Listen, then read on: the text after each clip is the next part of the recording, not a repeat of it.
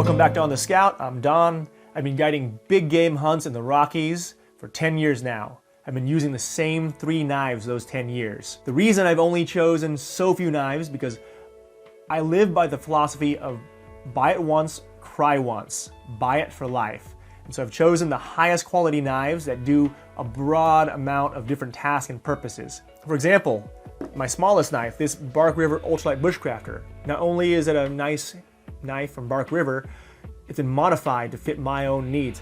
The convex scandi that Bark River is known for has been ground off and been made into a flat grind scandi. That's the grind type I prefer.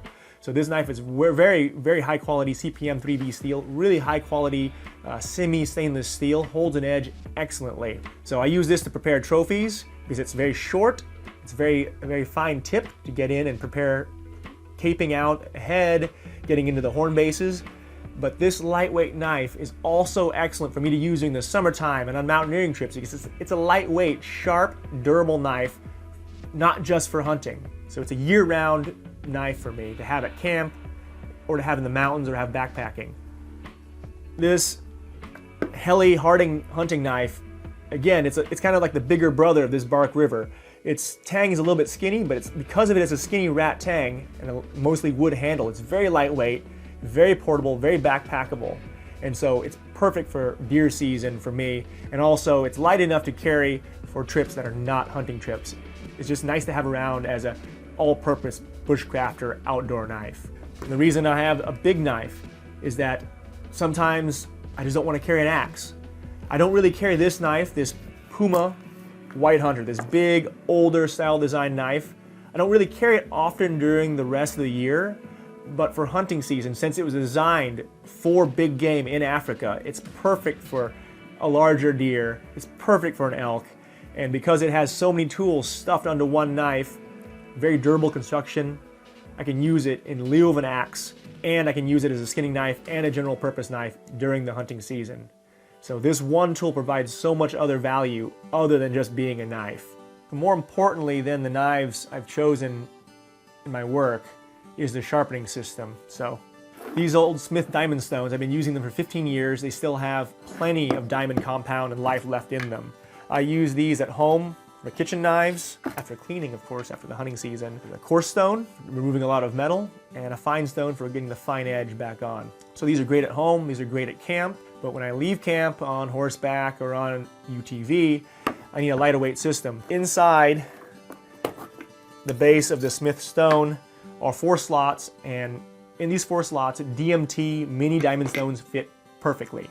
So when I'm not using them, I store these little tiny diamond stones, and when I need to use them heading out of camp to have something to sharpen, touch up a blade, I can't say that even a big knife would keep an edge throughout a lot of use.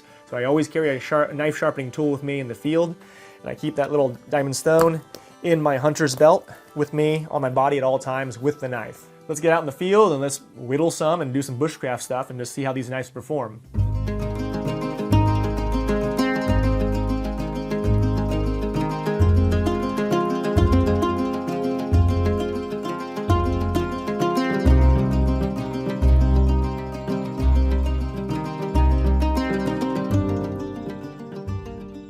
So we're out here in the field with these 3 knives that I use for hunting guiding, and obviously sitting out here in a vacant wood lot whittling isn't the best representation of what a hunting knife does. But from the demonstration of making tent stakes, it's a common thing I do make in bushcraft out while hunting, is tent stakes to secure a tarp or secure a line for something. The modern made bushcraft knives with scandi grind are just far superior in speed in working with wood, especially softwood, than the venerable Puma White Hunter. The Puma White Hunter, this 2019 model, even with the modified bevel and edge to be finer, it's just too broad. It's trying to carve a fine point with a hatchet. So having the back edge, having the weight, this knife really serves well working with wood to drive and use its mass to break through. But really, carving wood isn't its forte. It never was meant to be. This knife isn't a bushcraft knife. This isn't a fine whittling knife. This is a knife that is good at skinning big game and maintaining its edge despite contacting a lot of bone. Can it do bushcraft tasks? Yeah, sure, it can hack, it can do some basic cutting, it can cut paracord, but it's certainly not going to carve you a tri-stick, it's not going to carve you a figure 4, whatever have you bushcraft stuff. It's not going to make you a bow drill. But then again, I'm not really a bushcrafter, not really that much of a woodcrafter type survivalist. This knife is a specialized tool despite how it's marketed. It isn't an all-purpose survival knife, it isn't a woodcrafting knife. It's a big game knife that does a few other things. You can see by the wielding demonstration how quick and how sharp this hele is. It just really cuts through softwood. It makes a steak pretty decently. It's long enough to baton. So I feel maybe if you wanted a hunting knife and you wanted to mainly spend your time in a woodlot Ray Meir style, just a few steps away from your Land Cruiser, this might be the knife for you. The Bark River might be the knife for you. But I still stand by the Puma White Hunter.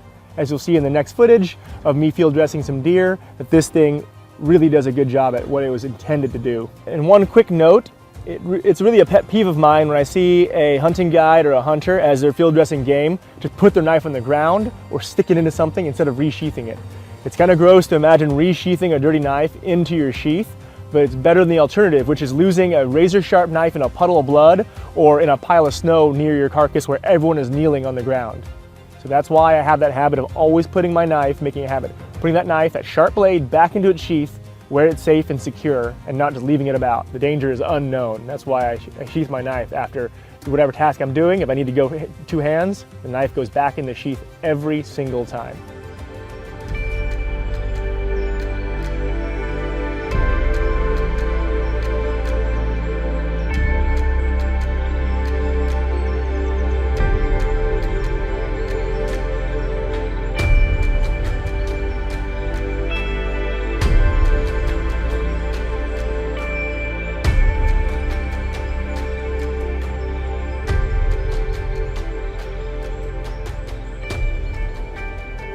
Thanks so much for watching. Don't forget to beat the algorithm by liking the video, subscribing, setting the notification bell, and leave a comment. Tell me about what you think about these knives. Tell me about your favorite knives. I'd really love to hear it. I try to reply to as many comments as I can. If you want to see more in-depth footage of these knives being used where they're designed to be used in the field of hunting, there's a little bit of blood. YouTube doesn't like that. YouTube doesn't like to see people being real, using the tools like they're meant to be used to feed themselves and feed their families, all right? So join me on Patreon, help support this content, and also join the conversation. I answer more of the questions and help YouTube, the Patreon patrons help steer where this channel goes. Until next time, I'm Don, on the Scout.